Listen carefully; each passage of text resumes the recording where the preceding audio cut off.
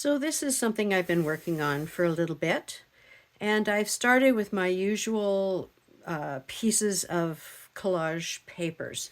So a lot of this is very transparent tissue. Some of it is text, which is a more opaque paper, blocks out what's underneath. And I've built up several layers, and I'm quite liking some of the shapes, some of the circle motifs, some of the geometric motifs that are coming along in this. But the whole thing overall is quite pale. And I'm feeling that I need to start into this now with some paint to enhance some of the colors, deepen some of the values. And so I'm going to be doing some glazing. Now, glazing is basically applying a transparent paint layer. So the colors that I have on my palette are all transparent to begin with.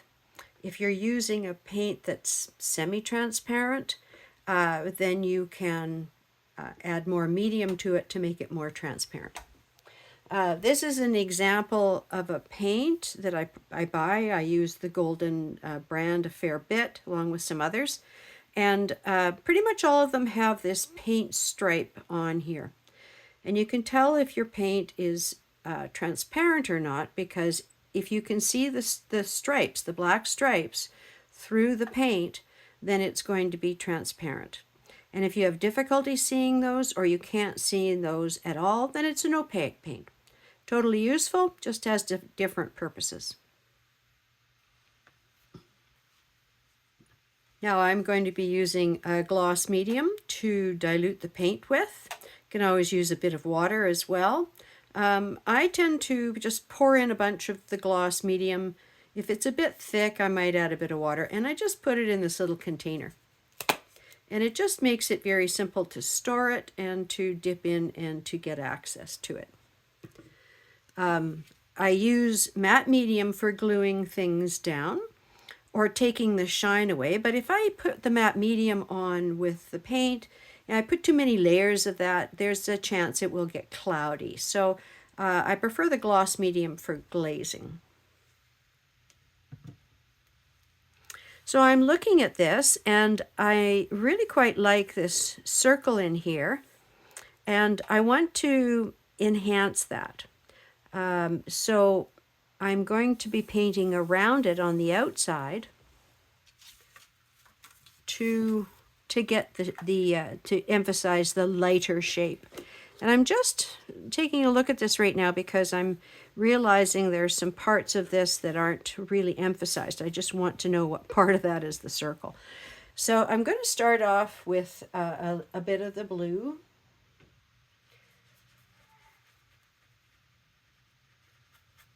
And I tend to glaze pretty lightly at the beginning. I don't want to really add a whole lot of contrast or anything at the beginning, but I will in later layers. There we go, just get that edge. And I'm trying to emphasize some of these really interesting organic shapes in the background, as well as emphasizing the circle itself, of course. I also want to let the organic shapes kind of come through. So I'm just painting around those in a negative manner rather than painting right over them. And that could change. In a later layer, I might decide I don't want those. This is very much part of my process, that I approach these things kind of sideways, not necessarily always directly head on. Anytime you glaze something, you're going to make it darker. By applying more translucent or transparent paint over top of what's already there, you're blocking more of the light from getting to the surface and back out to the eye. So it's going to become darker. That's just something to be aware of when you're glazing, is that you can't really make something lighter. We can apply opaque paint to make it lighter. One of the nice things about working with the transparent paint is that if there's some interesting textures and nubbly little weird things on the surface, The transparent paint will allow those to show through rather than just covering everything up the way it would with an opaque paint. When you're glazing, when you're thinking about doing that, always be aware that the color that you're glazing with is going to blend with, not blend so much as just overlay what's already there. So if you are glazing a blue over a green, it's going to become a more bluey green. If you're glazing a blue over a violet, it's going to become more of a blue violet. Over on this side, I'd like to get the colors a little bit more rich and intense, but I think I'm going to start adding some warm colors over there.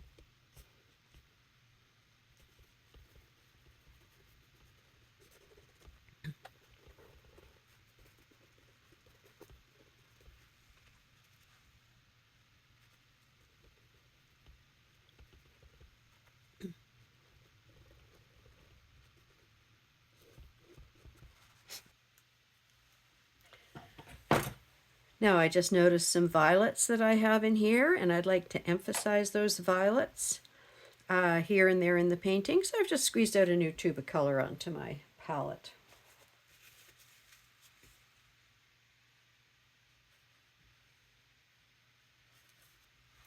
If you put on a stroke and you're sort of noticing, oh, it's a little darker than I want, then with glazing, what you want to do is add a little bit more of your medium. That will make the color more translucent, transparent, and then that allows you to put it on and it'll be lighter. It'll be more airy. I mean, if you have enough medium, you can make it invisible, but that's sort of not the point.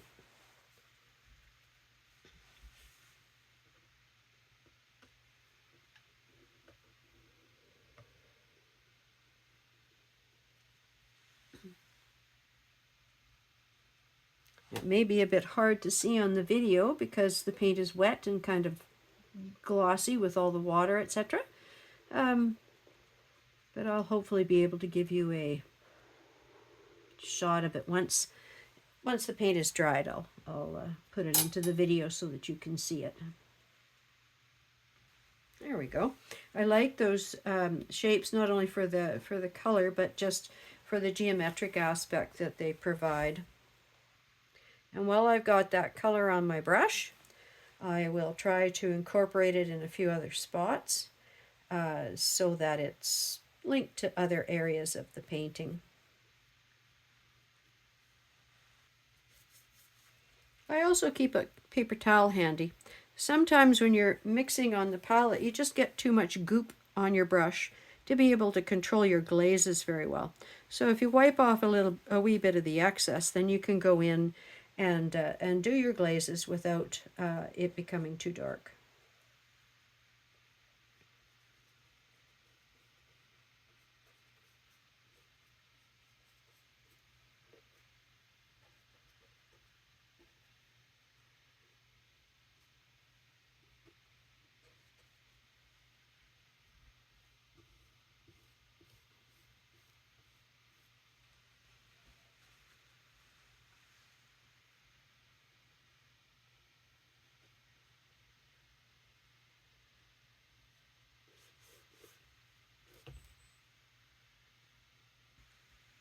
So most of that is dry now, and you can see the colors more clearly. They're faint. I've built it up very slowly. I don't want to jump straight to the end because I'm not sure where the end's going to be yet. But all of that paint was applied in a transparent way, which is glazing.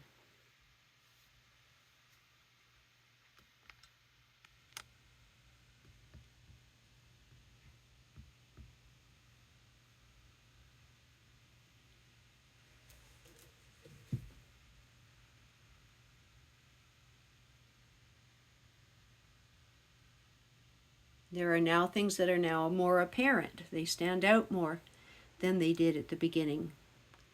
And it's all just sort of a balancing act and feeling your way through. That is to me, anyway.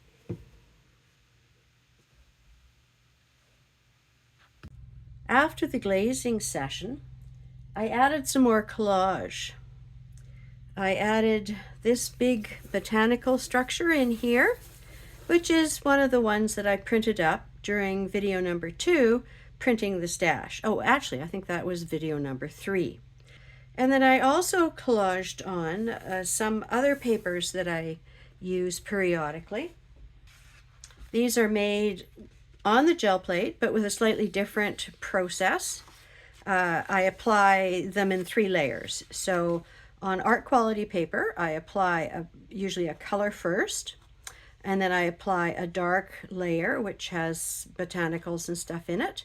And then I will apply an opaque layer afterwards. And that gives it quite an interesting structure.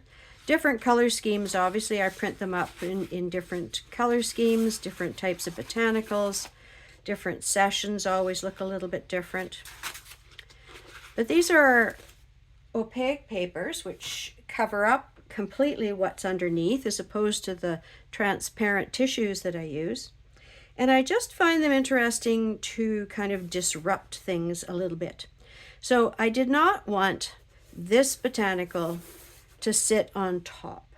Because that would make it about that botanical. And it's not. It's a combination of all the layers. So by disrupting it a bit, by putting some opaque bits here and there on the surface that are obviously on top of that, now that botanical has sunk down into a sort of merged layer with all the rest of the other bits and pieces that are in there. So after looking at this for a while and trying to evaluate it and decide where it's heading, I have a fairly good idea. I know I want this to be a very strong circle in here. I know it needs to be quite a light color. And then I'm going to want to have some form of cruciform design coming through here. So when I come to this stage of the painting, I've got 2 forms of painting that I use. One is a direct painting, which is what I'm going to do next. I'm going to paint this circle directly using a variety of very light opaque paints. And it may need more than one layer because this is acrylic, and acrylic practically by definition is transparent. So to get it to the level of whiteness and brightness that I want, I may need to paint it more than once. And then I'm also going to use some indirect methods, which I'll discuss in a moment. The 2 techniques merge quite well in the end. So let's get at that circle. I'm going to want quite a clean, bright white. There was a lot of green staining in this tissue when I put it on, so I want to clean that up. I want to get this back to a true white. Over here, I'm going to want to have some bluish white type things, kind of subtle, sort of sinking into the white. I still want this to be an overall white shape. And over here, I want the same thing to happen, but in more warm tones. So I think what I'm going to do is just start off by putting on the white. And then as I go, it'll kind of tell me which way I need to go with the other colors. So this is all done with negative painting. I don't want to cover up the botanical. I just want to paint around it. And actually doing this with a demonstration is a little hard. Normally I'm able to rotate the surface with my hands and hold it in one direction or another to get into some of these little spaces. But when it's just sitting here under the camera, I don't get that freedom. So occasionally I may just pick this up and cut that part out of the video.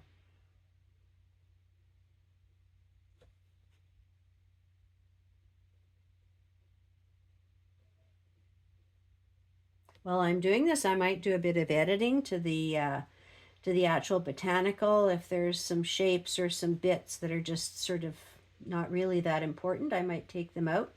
It's gotten very chaotic. The whole thing is pretty chaotic at the moment, and a lot of the painting process is to simplify and clean it up and pull it together as an image.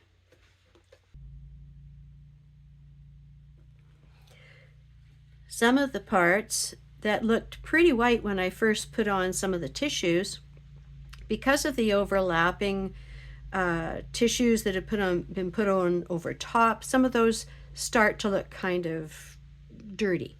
So that's when I'll take some of the titanium white, some of the opaque white, and just go in and just kind of freshen them up a little bit and bring them back to the brighter white that I was thinking of when I put them on in the first place.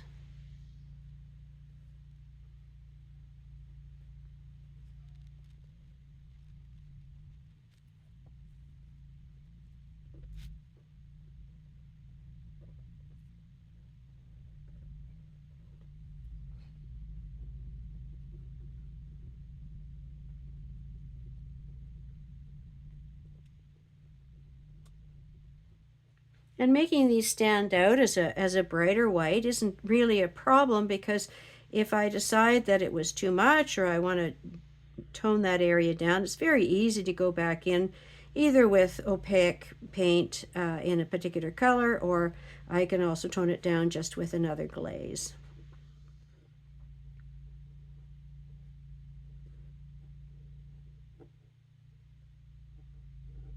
When I'm doing this, sometimes what I'm looking for is repeated shapes.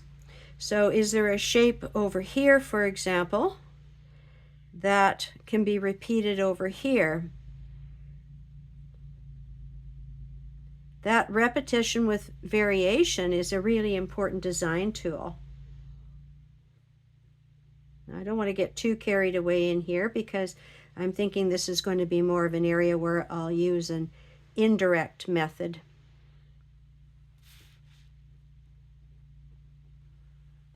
And this is now dry enough. I can go back and put another layer on the parts that I want to be a brighter white.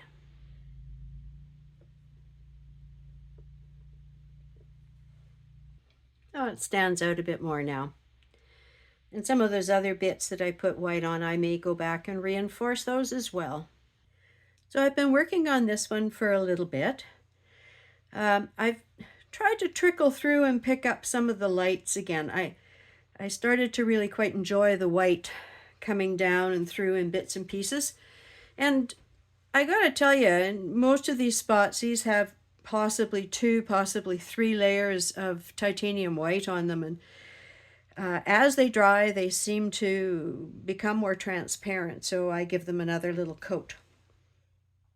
But I try to find, again, repetitive shapes in the background that I can use, which will enhance the overall motif.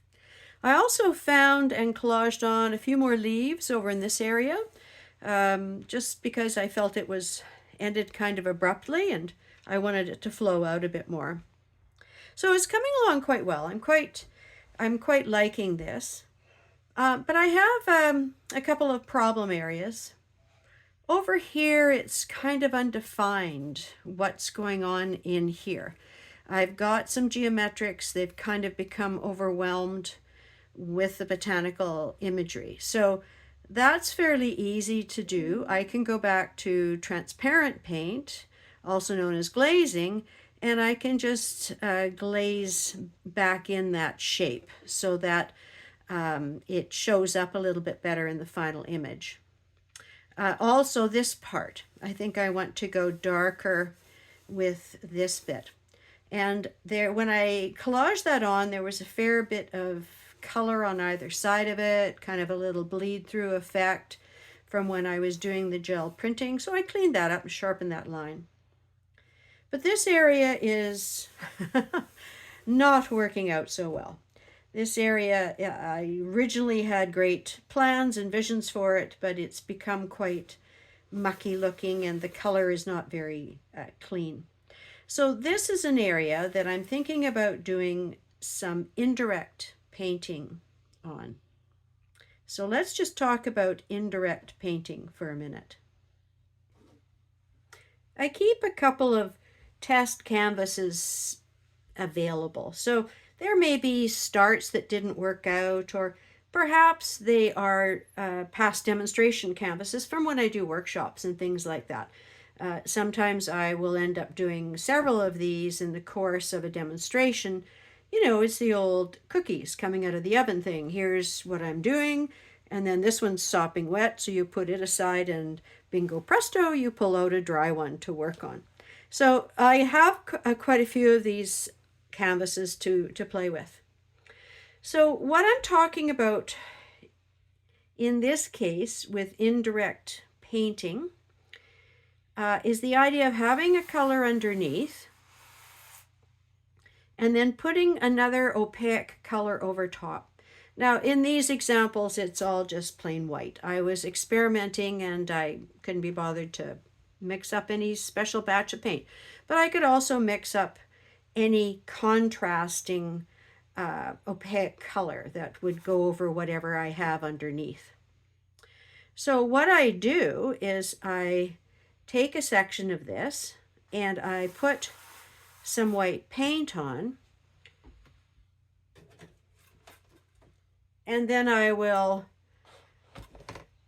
pick something. So this is one thing that I used here to make this mark. And basically all I'm doing is pressing the stamp, whatever it happens to be, into the wet opaque paint, in this case white.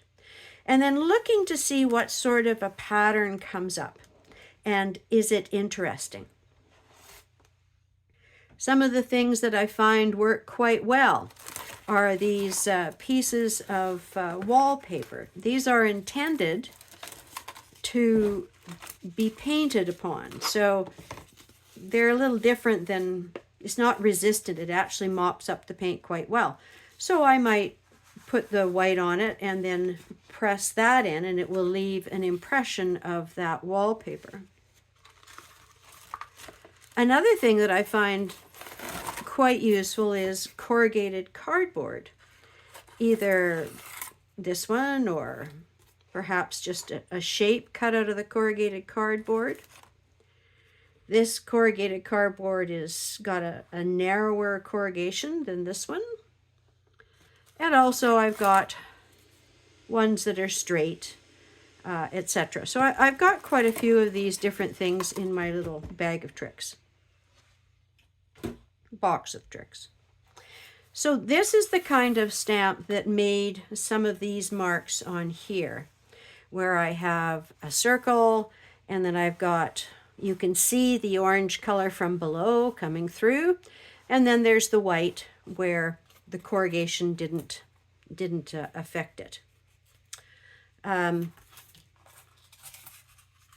This is one here that's done with one that's got a corrugation that's narrower like this, and I'd made up this stamp and put it in, and it gives me something different.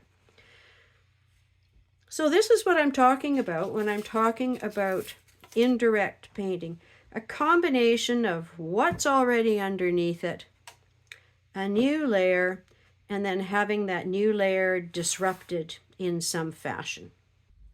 So just in preparation to the indirect painting of these areas, I'm going to brighten the color and darken it a little. I want some contrast between what is underneath and what is on the top when I do this indirect stuff.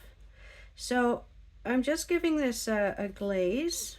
It may get more than one of the transparent red iron oxide, which is kind of an orangey reddish color. Very transparent.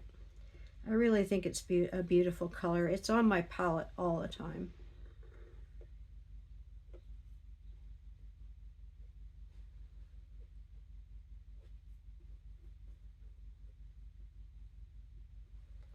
So I'm going to give that a good dose of that. In this area up here where I want to establish a bit of the rectangle coming back, I'm just trying to think of what's going to balance the image here. And I think that might need to be a green. And I know I want a green down here. So I'm just going to take a little bit of my gloss medium, and in this case I'll use the Sap Green. Quin Gold would also be a good choice here. And this is a fairly strong color, so I'm just going to test it out. Yeah, that's pretty wicked. That would maybe do down here. So yes, that's about just right for down there. I'm not going to put that color over top of the text, and some of the text will actually show through a little bit, which will be kind of interesting. And I think I want this up here as well.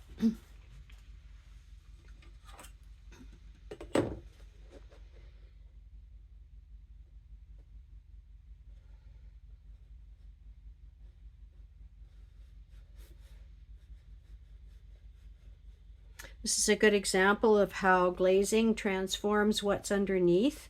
In the cases where it was pretty well white, I'd put some white back on it, then it becomes quite a bright green. If there was already blue on there, then it becomes a bluer green. And where there was more of the transparent red iron oxide color underneath to begin with, well, then it's going to be a bit more neutral.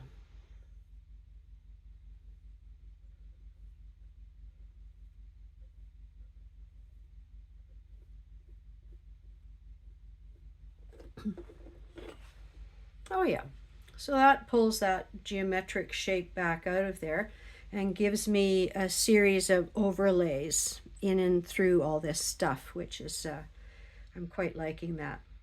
Now I've got that green up in this corner, over here, down here. There's none down in this section. I'll have to think about that as to whether I want to bring any of that brighter green down here. And then I just want this to be darker.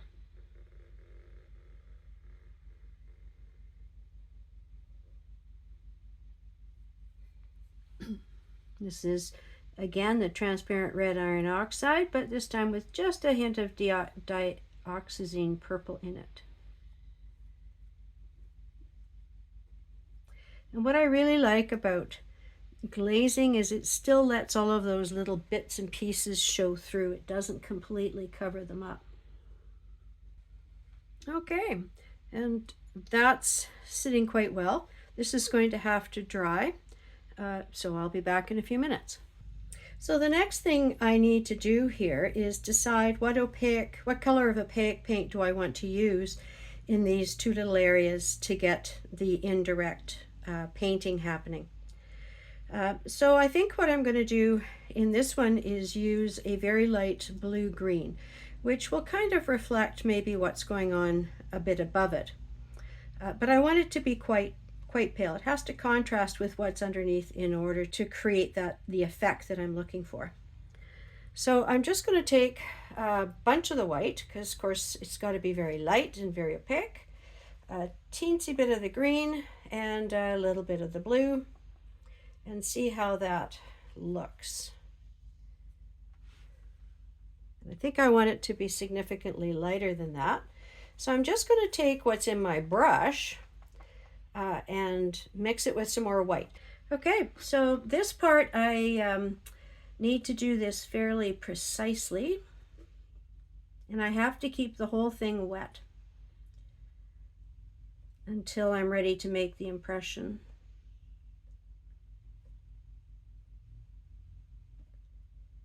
I like these big flat brushes. I find it's quite easy to get, you know, fairly straight lines, and whoops, she says as she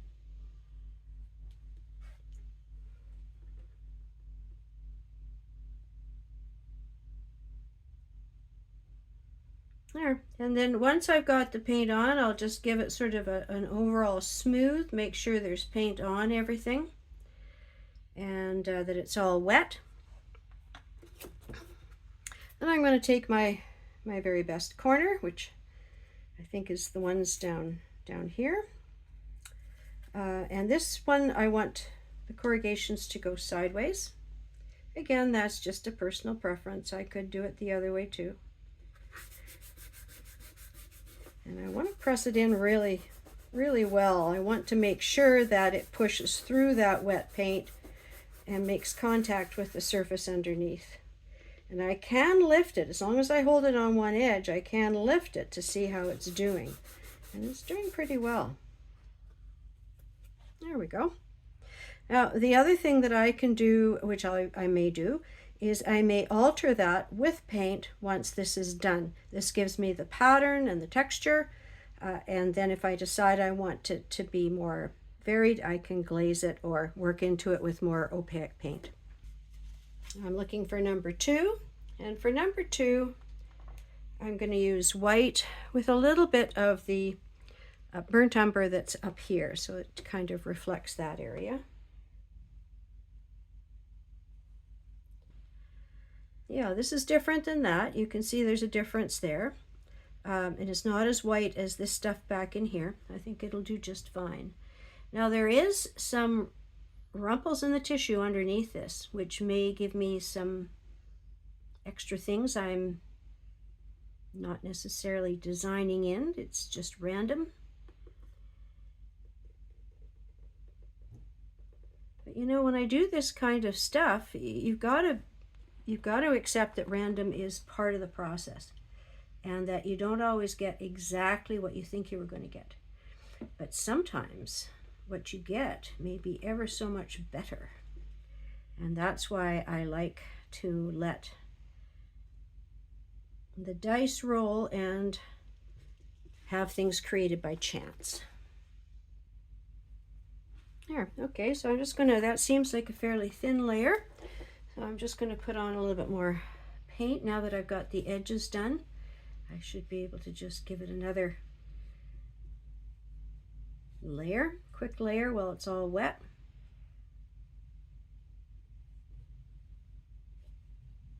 There we go. And for this one, I want the corrugations to go up and down. Doesn't really matter where I put the circle, it's the corrugations that I'm after, not the circle. Circle just happens to be the right size for this area.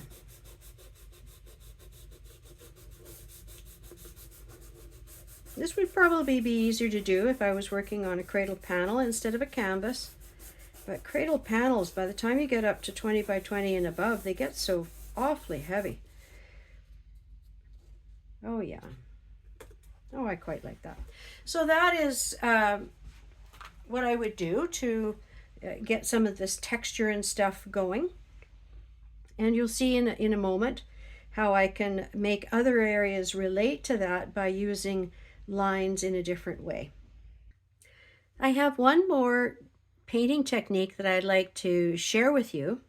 I have been using Posca acrylic pens for quite a while.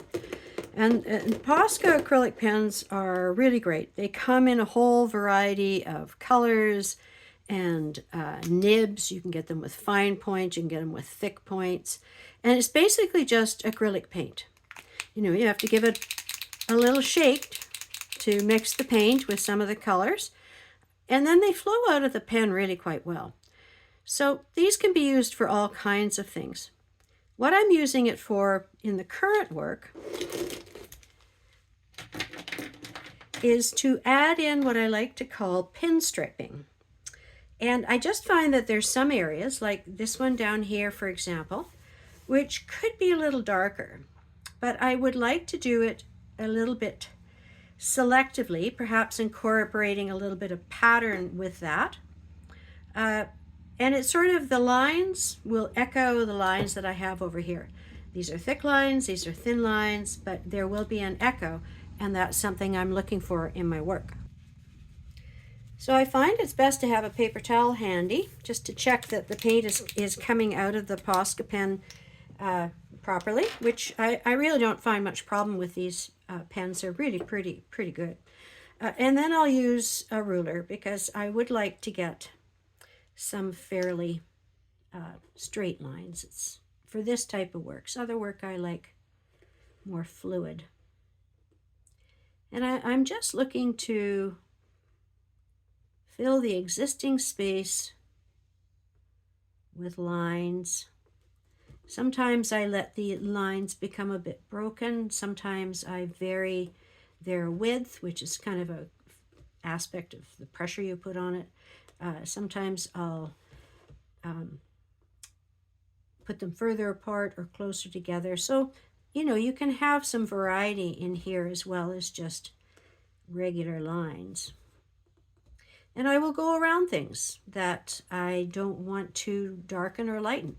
And that's the thing that I find so useful about this little method here, this little technique, is that it has the effect of darkening or lightening whatever it is, depending on the color of the pen that you use and of course what's underneath it.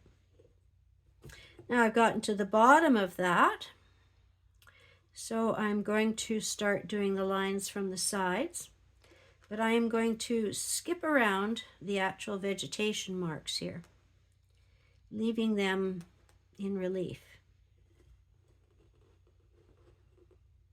I have to kind of check ahead a little bit what I'm doing because I don't want to blob in a line. Mind you, this is wet acrylic. You know, you can take this off with a damp cloth pretty easily.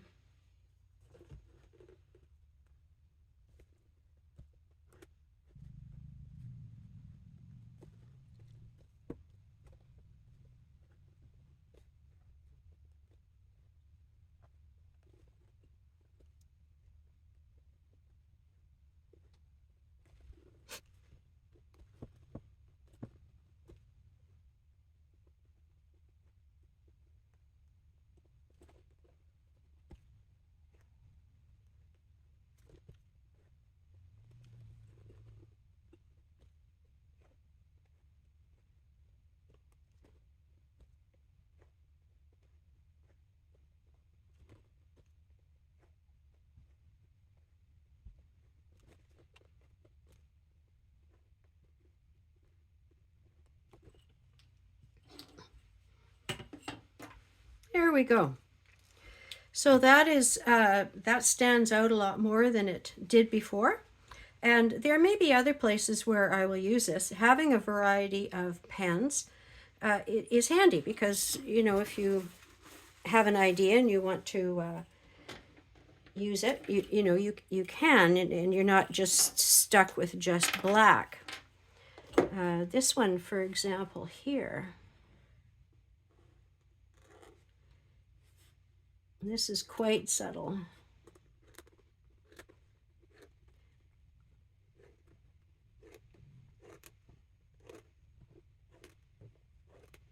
But part of my reason for doing this is to give people something that they can walk up to and look at. Something that they don't see from a distance. Something, you know, maybe they're attracted by the overall shape, etc., but the design, but then they come up and they find all this kind of cool stuff in there, and that's what I'm hoping that they will do. So there we go. So this is the end of the adding paint video. There's still more work to be done on this painting, but I'm getting down to the point where it's bits and pieces and I just want to proceed slowly. So I'll go ahead and post this on my website, kitbell.ca. When it's done, it'll be under the gallery pages. Hope to see you then. Take care.